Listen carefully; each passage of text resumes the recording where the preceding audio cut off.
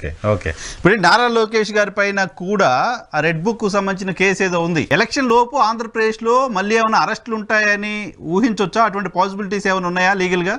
నాకైతే ఏం కనిపించడం లేదు నరసింహారావు గారు. ఎందుకంటే జగన్మోహన్ రెడ్డి చేసిన రెండు చారిత్రాత్మక తప్పిదాల్లో నెంబర్ 1 అమరావతిని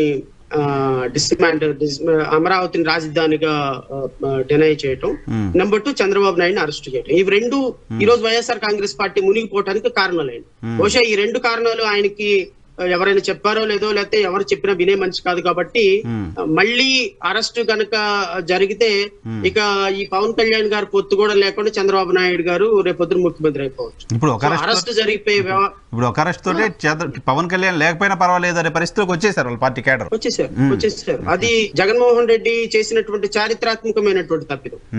అంతరించిపోయిన ఇక భూస్థాపితం అయిపోయింది తెలుగుదేశం పార్టీ అన్న భూస్థాపితం అయిపోయిన తెలుగుదేశం పార్టీని అరెస్ట్ చేసి ఈ అమరావతిని చంపేసి వాళ్ళ కార్యకర్తలను అరెస్ట్ చేసి చక్కగా వాళ్ళని బతికిచ్చాడు. ఈ రోజు తెలుగుదేశం పార్టీ అధికారంలోకి మళ్ళీ ఏమైనా వచ్చింది అంటే దానికి వీళ్ళెంత కారణం నాకైతే తెలియదు, కానీ దానికి 90% కారణం జగన్మోహన్ రెడ్డి.